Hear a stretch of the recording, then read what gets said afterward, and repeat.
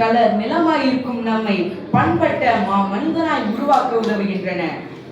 நெற்பயிருக்கு ஊடே கடை எவ்வாறு ஊடுருவி கிளைத்து வளர்கிறதோ, சோறு பொங்க வேண்டிய அரிசியில் எவ்வாறு தேவையற்ற கற்கள் இருக்கின்றனவோ, அது போலத்தான் மாணவர்களாகிய நம்மிடம் காணப்படும் சில தேவையற்ற செயல்பாடுகள். கலைகளை புரியலப்பா. அரிசி பாக்கெட்ல வரதுலாம் கல் இல்ல, அதனால அந்த அளவு சரியா தெரியலன்னு நினைக்கிறேன்.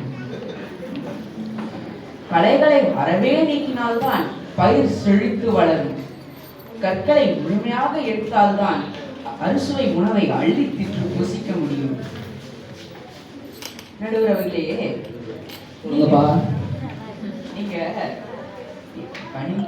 கண்டிப்புன்னு தலைப்புல பேச சொன்னா கலை கருத்து கதை கதையா சொல்றேனேன்னு பாக்குறீங்களா? எனக்கு அந்த டவுட் இருந்தது, எங்கேயும் இதுல இருக்காப்ல இருந்தது, பட்டிமன்றத்துல இருக்கோமா எங்க இருக்கோம் அப்படின்னு தோணுச்சு. கலை மாணவர்களாகிய எங்களிடம் காணப்படும் கலை போன்ற செயல்களை பற்றி சொல்கிறேன், கேளுங்கள். இன்றைய சமுதாயமே இணையத்தின் பிடியில் கட்டுண்டு கிடக்குது. இணையத்தினால் நாம் அடையும் பயன்கள் ஏராளமே. ஆயினும் இளைய தலைமுறையினரை கெட்டு குட்டிச்சுவராக பல தீய விஷயங்களும் கொட்டி கிடக்கின்றன.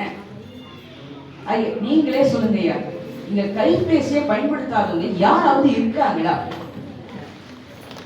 யாருமே இல்லை நினைக்கிறேன். இப்பயே பாருங்க எத்தனை பேர் வச்சுட்டு இருக்காங்கன்னு பாருங்க. கைபேசியில விளையாட்டு விளையாடுறது, இன்ஸ்டாகிராம்ல ரீல்ஸ் பாக்குறது, வலைவலியில காணொலியை பாக்குறதுன்னு மாணவர்களோட பேரண்ட்ஸ் தான் அதிகமா பாக்குறாங்க, ரீல்ஸ் அதிகமா பாக்குறாங்க. தங்களுடைய பொன்னான நேரம் எல்லாத்தையும் வீணாக்கி படிக்க வேண்டிய நேரத்துல படிக்காம, வெளியே போய் விளையாட வேண்டிய நேரத்துல விளையாடாம தங்களுடைய எதிர்காலத்தையே கேள்விக்குறியாக்கும் நபர்கள் தான் பலர். நடுவர்களே, அவங்க கிட்ட போய் தம்பி கைபேசியை பயன்படுத்தாதா சரியா என்று அன்போடு பணிவாக சொன்னா கேட்பாங்களா? அவங்க வீட்டுல அப்படிதான் நினைக்கிறேன் பாருங்க. நான் அவங்க வீட்டு பிரச்சனை கூட போல அந்த சைடு சொல்ல முடியாது, இந்த சைடு சொல்ல முடியாது. கண் கெட்ட பிறகு சூரிய நமஸ்காரம் ஒரு பழமொழி இருக்கு. ஆனா இந்த கைபேசியால கண் மட்டுமாக்கிறது, கண்ணோட சேர்ந்து உடல் நலமோ உள்ள நலமோ சேர்ந்தே கெட்டு போகுது ஐயா. நீங்க என்ன கேட்கலாம், என்ன தம்பி கைபேசியை பயன்படுத்திக்கிட்டே கைபேசியை பத்தி கோயின்னு சொல்றேன்னு. ஆமா, கைபேசி பேசிட்டா நீ திரும்ப கைபேசியை பத்தி பேசிட்டு இருக்க, நீயும் உபயோகிக்கிறீங்களா? ஆமா, நான் தான் முதலே சொன்னேனே, இந்த பயன் நிறைந்த கைபேசிய அளவோடு நன்மைக்கு மட்டுமே பயன்படுத்தணும்னு.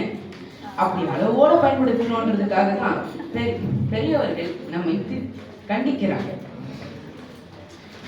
கனிவுதான் சிறந்ததுன்னு பேச வந்திருக்கிற எதிரணிய சகோதர சகோதரிகளை கொஞ்சம் தனியா கூப்பிட்டு ஆபீஸ் ரூம்ல விசாரிச்சாதானே ஐயா தெரியும். சிவாஜி படத்துல அந்த மாதிரியா? யாரும் பாக்ஸ் எல்லாம் யாரும் இல்லப்பாங்க. அவங்களுடைய பெற்றோர்களும் ஆசிரியர்களும் கனிவானவர்களா இல்ல கண்டிப்பானவர்களா? என் அப்பா அடிக்கடி அவருடைய தந்தையை பத்தி பேசுவார் ஐயா. அவர் கண்டிப்பான எந்த செயலையும் முழுமையா சிறப்பா செய்யணும்னு நினைப்பாரு.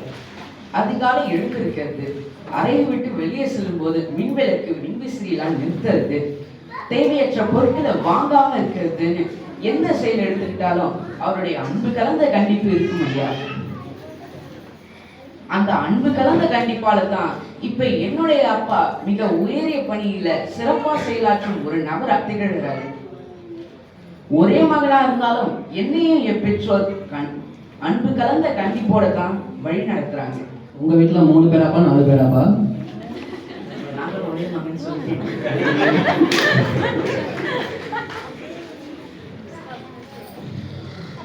அது அந்த அன்பு கலந்த கண்டிப்பு என்னை நான் சீரான வழியில செல்வதற்கு சிகரமாய் விளங்குது.